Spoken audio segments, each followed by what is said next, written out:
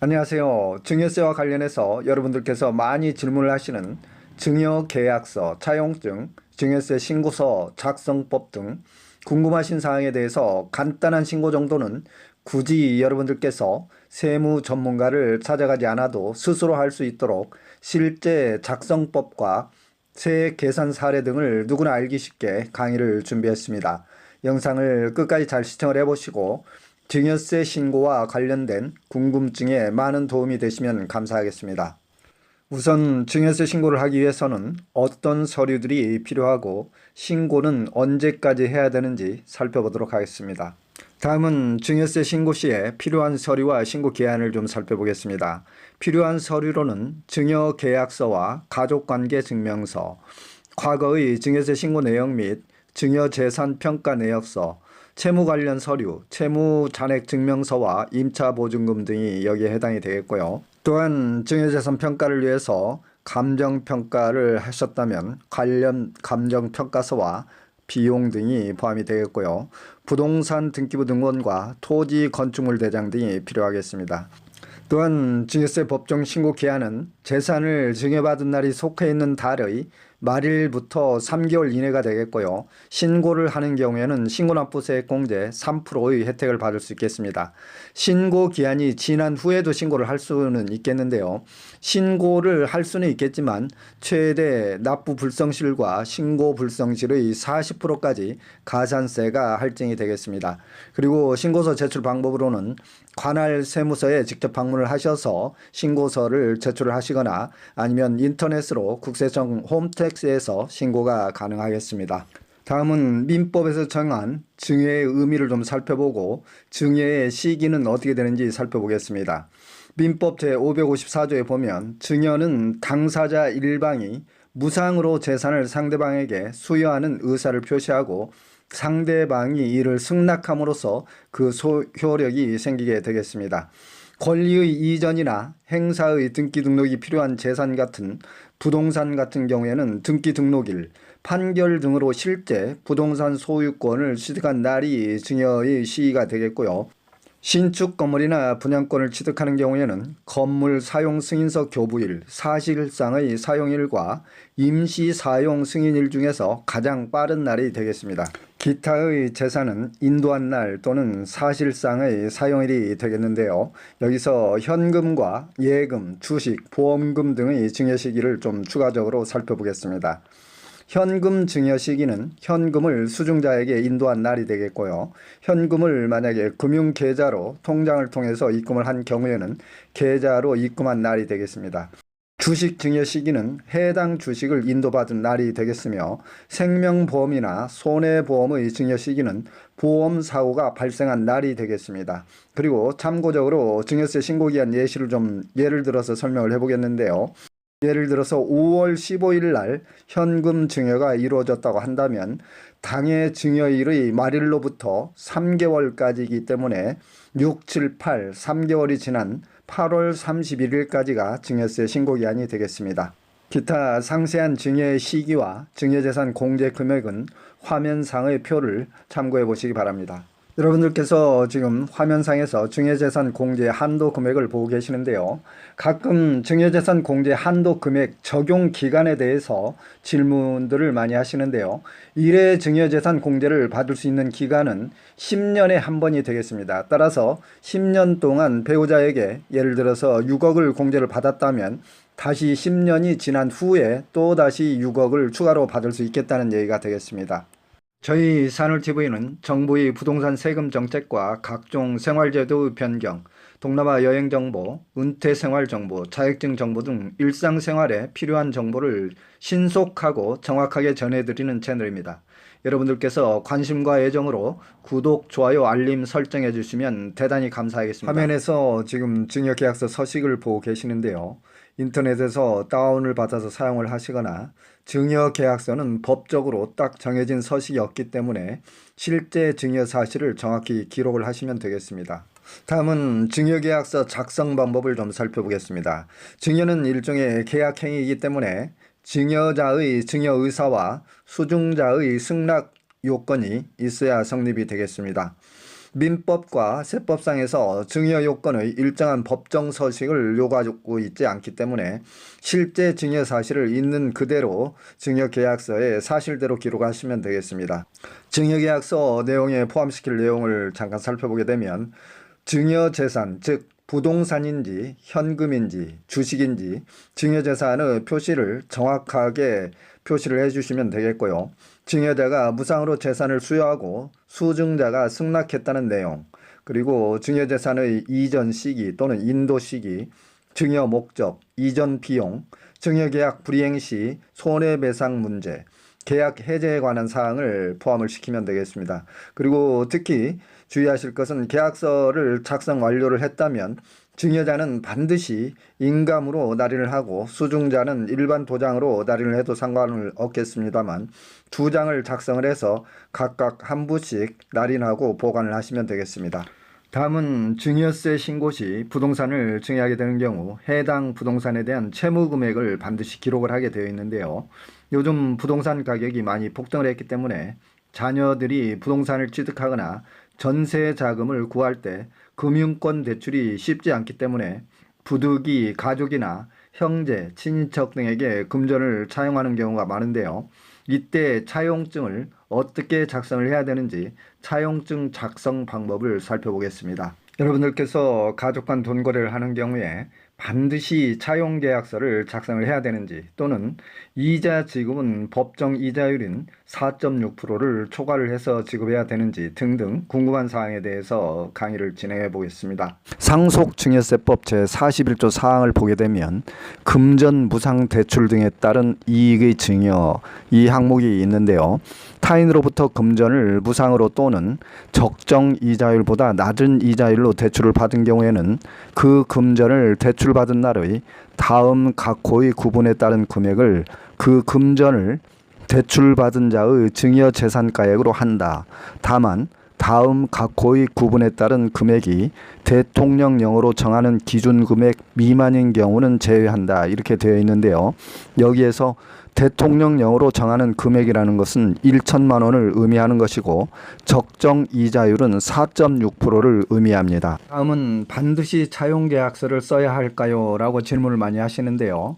우리가 앞에 세법 조항인 금전 무상대출 등에 따른 이익의 증여와 증여 추정 규정을 살펴보았는데요. 관련 세법 규정 어디에도 차용계약서를 반드시 작성해야 된다는 규정은 없습니다. 따라서 반드시 차용계약서를 써야 한다는 규정은 없지만 작성을 해두시는 것이 좋겠으며, 가능하면 양 당사자 간의 인감 증명을 첨부하시거나 내용 증명을 발송 또는 공증을 받는 것도 나중에 여러분들께서 국세청에서 자금 출처 소명을 하라고 했을 때 매우 좋은 입증 방법이 되겠습니다. 현재 화면상에 차용계약서 서식을 보고 계시는데요. 화면상의 내용을 참고해 보시기 바라고요. 다음은 차용계약서 작성 내용과 법정 이자율에 대해서 좀 살펴보겠습니다. 차용계약서 작성은 가족 간 돈을 빌렸다는 사실을 가장 확실하게 입증할 수 있는 대표적인 방법이 되겠는데요.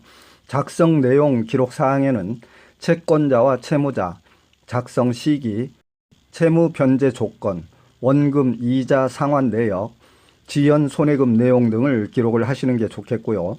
참고사항으로는 법정 이자율 4.6%는 당사자가 정하는 것이며 반드시 4.6% 이상을 기재해야 된다거나 이하를 기재해야 된다는 강제 규정은 아닙니다. 따라서 법정 이자율과 실제 지급 이자율을 그 차액이 연간 1천만 원 이하인 경우에는 증여세 과세 대상에서 배제가 되겠습니다. 잠깐 법정 이자율에 대한 여담을 한마디 드려보겠는데요. 제가 국세청 재직 시에 A와 B라는 사람이 금전 차용 거래가 있었는데 차용 계약서 양식을 두 사람이 임의로 작성을 하였고 이자율을 법정 이자율보다 매우 낮게 기록한 사실이 있었습니다. 이런 경우에도 이자율이 낮다고 차용 거래가 아니라고 볼 수도 없으며 두 사람의 자금 거래 내역이 은행 계좌 통장으로 이체된 내역이 객관적으로 명백하게 확인이 되었기 때문에 증여세를 과세하기는 현실적으로 어렵다고 판정한 경우가 있었는데요. 즉 앞에서 우리가 살펴본 바와 같이 실질 과세 원칙에 따라서 A와 B라는 당사자가 실질적으로 차용 거래가 이루어진 사실이 객관적으로 명백한 경우에는 현실적으로 국세청 측에서도 증여 추정에 의해서 과세를 한다는 것은 무리라고 볼 수 있겠습니다. 다음은 가족 간 금전 대차가 있는 경우에 이자 지급에 따른 소득세 원천 징수 방법을 좀 살펴보도록 하겠습니다. 비영업대금의 이익에 대한 이자 소득세율은 25%이며 지방소득세 2.5%, 합계 27.5%를 원천징수 의무자는 이자를 지급하는 자가 되겠습니다. 국세청 홈택스에 연결을 하셔서 신고 납부를 하시면 되겠고요. 지방소득세는 위택스에서 신고 납부를 하시면 되겠습니다. 그리고 참고사항으로는 이자 소득 등 금융소득이 연간 2천만 원을 초과하는 경우에는 종합소득세 합산 신고를 반드시 해주셔야 되겠습니다. 다음은 가족 간 돈거래, 즉 차용거래의 유의사항을 좀 알아보겠습니다. 최근에 증여세를 피하기 위해서 가족 간, 특히 부모 자녀 간의 아빠 찬스, 엄마 찬스를 이용해서 차용 거래를 많이 하게 되는데요. 국세청에서 가장 증여 의심의 대상이 되는 것은 가족 간 차용 거래와 가족 간 부동산 매매 거래라고 할 수 있습니다. 따라서 추호의 의심이 없이 완벽한 증명을 갖추고 실제 사실이 같아야 되겠습니다. 금전 소유대차 계약서를 반드시 작성을 해야 되고요. 증여 시점 이전에 작성을 하셔야 됩니다. 만약에 2, 3년 전에 증여가 이루어졌는데 뒤늦게 편법으로 증여 계약서를 작성을 하게 되면 국세청의 의심을 받아서 세무조사를 받을 수도 있겠습니다. 법정 이자율 4.6%와 원금 상환을 반드시 이행을 해야 되겠고요. 부모는 이자 소득세를 납부를 해야 됩니다. 이자와 원금 상환은 반드시 자녀 소득으로 지급을 해야 되며 법정 이자와 실제 지급 이자의 차이가 1,000만 원 이하인 경우에는 증여세 비과세도 가능하겠습니다. 여기에 해당하는 금액은 원금 약 2억 1천 정도가 되겠는데요. 많은 분들께서 법정이율 4.6%와 실제 지급 이자율에 대한 문제를 정확히 이해를 못하시고 자꾸 질문을 하시는데요. 이번 기회에 확실하게 짚고 넘어가겠습니다. 예를 들어서 원금 2억 1천만 원을 부모가 자녀에게 빌려줬다고 가정을 하는 경우에 2억 1천만 원의 법정이율 4.6%를 적용을 하게 되면 966만 원이 되겠고요. 사용계약서상의 이자율을 2%로 작성을 했다면 2억 1천만 원 곱하기 계약서상의 이자율 2%를 적용을 하면 420만 원이 되겠습니다. 따라서 실제 법정 이율 966만 원에서 계약서상의 이자율 2%인 420만 원을 차감을 하게 되면 연간 이자 금액 차이가 546만 원으로서 1천만 원을 초과하지 않기 때문에 증여세 과세 대상이 아니라는 뜻이 되겠습니다. 여러분들 이제 잘 이해가 되셨는지 모르겠습니다. 또 한 가지 예를 좀 들어보겠는데요. 자식이 경제 형편이 현재 상황이 어렵기 때문에 부모가 전세자금 2억 1천만 원을 빌려주면서 나는 자식에게 이자 없이 빌려주겠다고 하면 그래도 무방하겠습니다. 나중에 국세청에서 세법을 개정할지는 모르겠습니다만 현행 세법상으로 본다면 연간 이자 금액 차이가 1천만 원 이하는 증여세 과세에서 제외를 하고 있기 때문에 가능한 얘기가 되겠습니다. 다음은 부모와 자녀 간 차용 거래를 하는 데 있어서 반드시 이행해야 될 유의사항을 좀 살펴보겠습니다. 이자율과 원금 상환 등은 반드시 자녀의 소득으로 지급을 해야 되겠으며 차용계약서는 증여 시점에 작성을 하셔야 되겠습니다. 차후에 작성을 하게 되면 국세청에서 아무래도 편법 증여로 의심을 할 가능성이 많이 있겠고요. 또한 자녀가 부모에게 이자 소득을 지급을 할 경우에는 반드시 자녀는 지급과 동시에 이자 소득세를 신고 납부를 하셔야 되겠습니다. 다음은 증여세 계산 방법을 좀 살펴보겠는데요. 증여세 계산 방법은 매우 간단합니다. 증여 재산가액에서 증여 공제가액을 차감을 하고 증여세율을 적용을 해서 누진 공제액을 차감을 해주면 실제 증여세 산출세액과 납부세액이 계산이 되겠습니다. 실제 증여세 계산 사례를 좀 살펴보겠습니다. 예를 들어서 배우자에게 현금 증여 10억을 했을 경우에 과세 표준은 증여재산가액 10억에서 배우자 증여공제액 6억을 차감을 해주면 과세 표준은 4억이 나오겠고요. 여기에 증여세 세율 20%와 누진 공제액 1천만 원을 공제하게 되면 실제로 증여세 납부할 세액은 7천만 원이 되겠습니다. 증여세 세율표는 화면상의 표를 참고를 해보시기 바랍니다. 다음은 부담부 증여의 증여세 계산 사례를 좀 살펴보겠습니다. 부담부 증여란 배우자나 자녀에게 부동산 등 재산을 증여하거나 양도를 할 때 전세보증금이나 주택담보대출 등 은행 채무 등을 포함을 해서 이전을 하는 것을 말하는데요.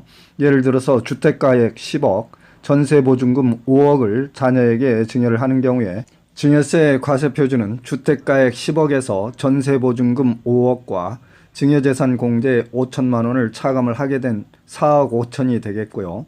증여세 산출세액은 8천만 원이 되겠습니다. 다음은 부담부 증여 시 주의해야 될 사항을 좀 살펴보겠습니다. 부담부 채무액은 국세청에서 반드시 사후관리를 하게 되기 때문에 추후에 부담부 채무액을 누가 변제했는지에 따라서 자녀의 소득이 아닌 부모 등의 금전으로 채무를 상환하는 경우에는 증여세를 추가 납부하게 되기 때문에 반드시 자녀의 소득으로 상환을 하도록 해야 되겠습니다. 그리고 부담부 증여 시 특히 여러분들께서 유의하셔야 될 사항으로는 부담부 채무액만큼은 증여자가 실질적으로 양도한 것으로 간주를 하기 때문에 양도소득세가 과세가 되겠습니다. 따라서 부담부 증여에 대한 양도소득세 계산 사례를 좀 살펴보겠습니다. 예를 들어서 부동산가액 10억, 은행 대출 채무 1억, 부동산 취득가액 4억인 부담부 증여에 대해서 양도소득세를 계산을 해보게 되면 양도가액은 증여가액 곱하기 채무 비율이기 때문에 채무 비율은 총 증여가액 10억에서 채무액이 1억이기 때문에 채무 비율이 10%가 나오겠습니다. 따라서 양도가액은 증여가액 10억 중에서 채무 비율 10%인 1억이 되겠고요. 취득가액은 취득가액 4억 중에서 채무 비율이 10%이기 때문에 취득가액은 4천만 원이 계산이 되겠습니다. 따라서 양도차액은 양도가액 1억과 취득가액 4천만 원을 뺀 나머지 6천만 원의 양도차익을 가지고 양도세율을 적용을 해서 증여세와 양도세 신고 납부를 하시면 되겠습니다. 지금 여러분들께서 화면상의 증여세 신고서 서식과 국세청 홈택스 증여세 신고 납부 화면을 보고 계시는데요.